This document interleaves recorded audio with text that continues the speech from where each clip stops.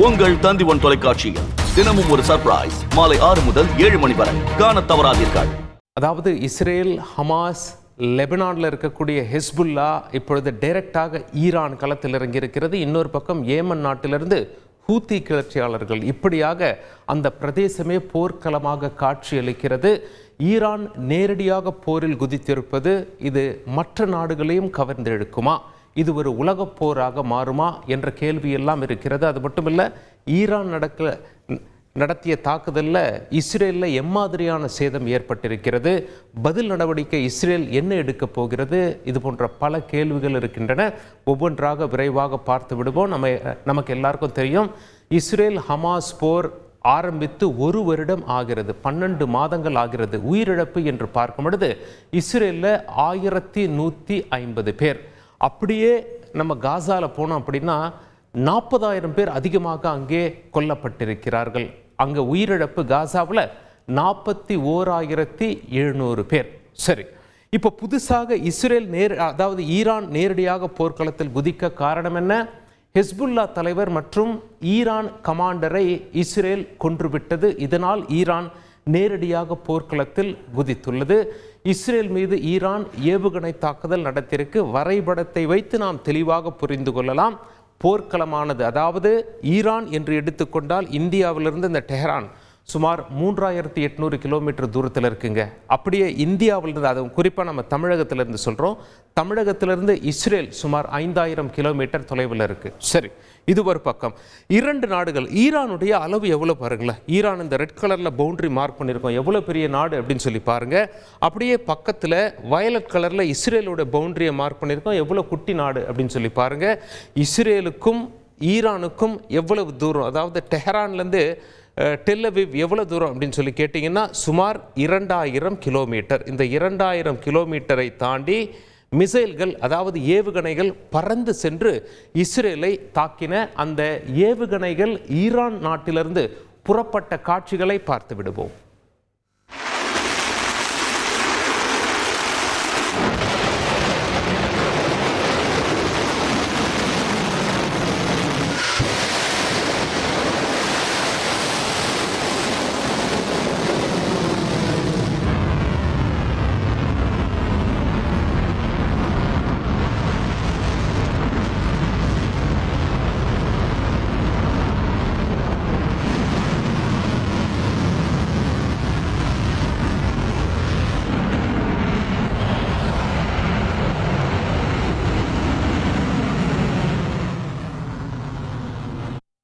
ஈரானிலிருந்து புறப்பட்ட ஏவுகணைகள் சுமார் 2000 கிலோமீட்டர் பயணம் செய்து இஸ்ரேலின் மீது விழுந்தது. அந்த காட்சிகளையும் பார்த்து விடுவோம்.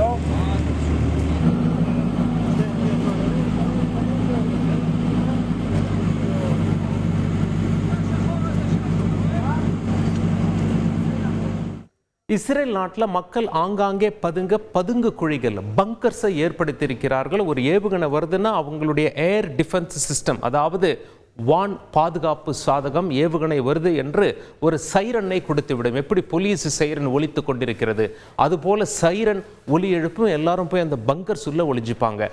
அப்படியாக ஏவுகணைகள் தங்களை நோக்கி வரும்போது இஸ்ரேலிய மக்கள் எடுத்த வீடியோக்களை பார்த்து விடுவோம்.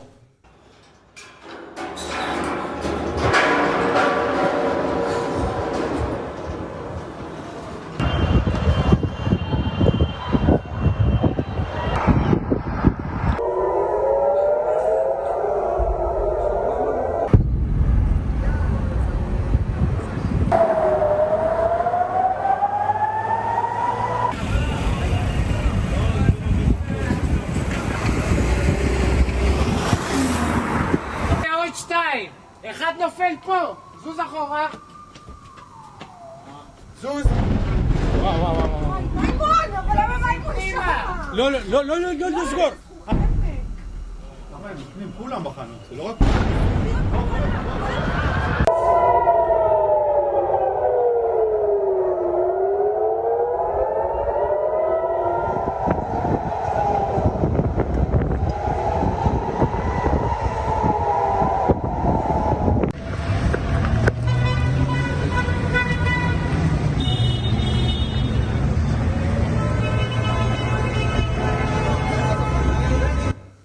இஸ்ரேலில் விழுந்த ஏவுகணைகளால் ஏற்பட்ட சேதங்களை பார்த்து விடுவோம்.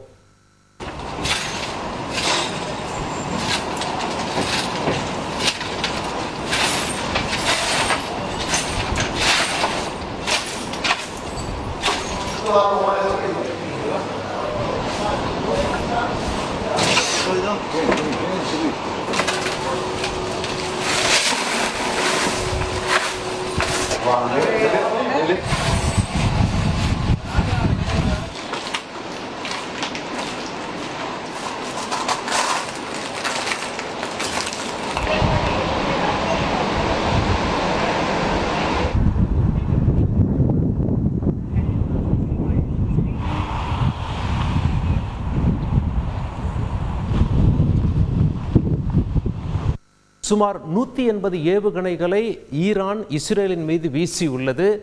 ஈரான் நேரடியாக போர்க்களத்தில் குதித்ததை சில ஈரானிய மக்கள் கொண்டாடி வருகிறார்கள். அந்த காட்சிகளை பார்த்து விடுவோம்.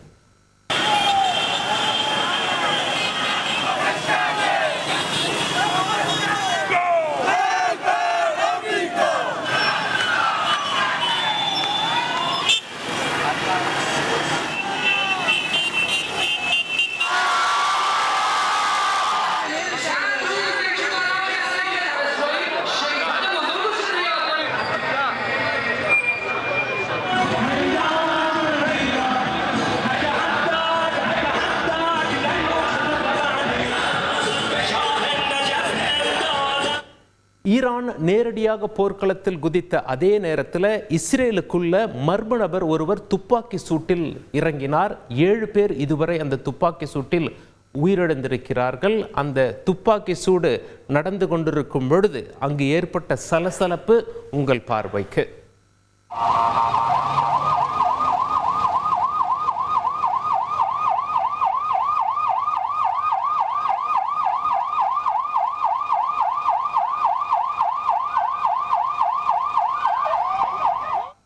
இந்த துப்பாக்கி சூட்டிற்கு இதுவரை எந்த அமைப்பும் பொறுப்பேற்கவில்லை. சரி, எதனால் ஈரான் இஸ்ரேல் மீது நேரடியான தாக்குதலில் இறங்கியது என்று கேட்டீர்களாயின், லெபனான்ல, அதாவது இஸ்ரேல் இங்கே இருக்கு பார்த்தீங்களா, இஸ்ரேலே ஒரு குட்டி நாடு, அதுக்கு பக்கத்தில் ஒரு குட்டி நாடு இருக்கிறது, அதற்கு பெயர் லெபனான். லெபனான்ல ஈரானுடைய ஆதரவில் ஹெஸ்புல்லா என்ற ஒரு அமைப்பு இயங்கி வருகிறது. ஹெஸ்புல்லாவும் தொடர் தாக்குதலில் ஈடுபட்டு வந்திருந்தார்கள். இஸ்ரேல் ஹெஸ்புல்லாவை தாக்குவது, ஹெஸ்புல்லா இஸ்ரேலை தாக்குவது என்று.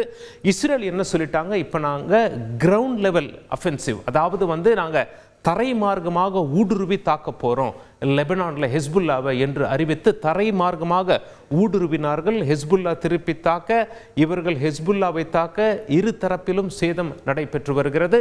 இஸ்ரேல் வான் தாக்குதல் நடத்துவதால் லெபனான்ல நாளொன்றுக்கு சுமார் 100 பேர் உயிரிழந்து வருகிறார்கள் பொதுமக்களை பொறுத்தவரை.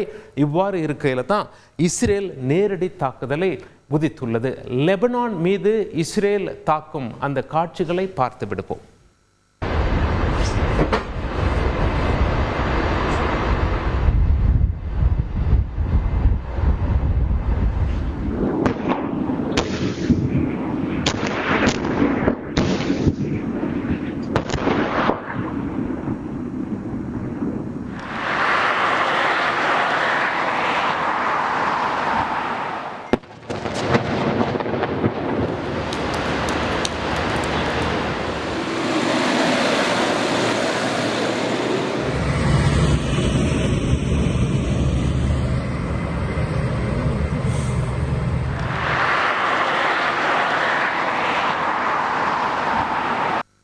போர்க்களமாக மாறியிருக்கும் லெபனானிலிருந்து வெளியேற லெபனான் நாட்டவரும் வெளிநாட்டினரும் அந்த நாட்டின் விமான நிலையத்தில் குவிந்து வரும் காட்சிகளை பார்த்து விடுவோம்.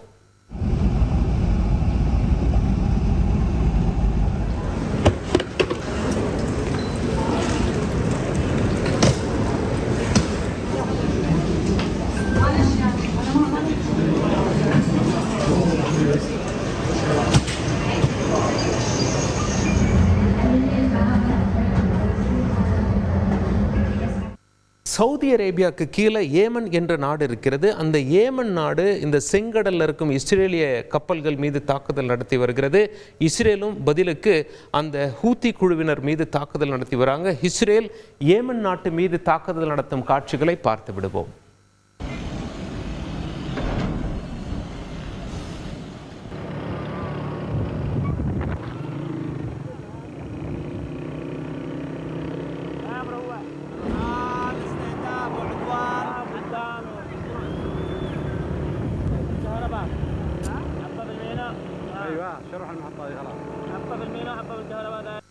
இஸ்ரேலை ஈரான் ஆதரவாளர்கள் எல்லா பக்கத்திலும் சூழ்ந்திருக்கிறார்கள். ஒரு பக்கம் லெபனான்ல ஹெஸ்புல்லா, இன்னொரு பக்கம் ஏமன்ல ஹூத்தி குழுவினர், இன்னொரு பக்கம் காசாவில் ஹமாஸ்.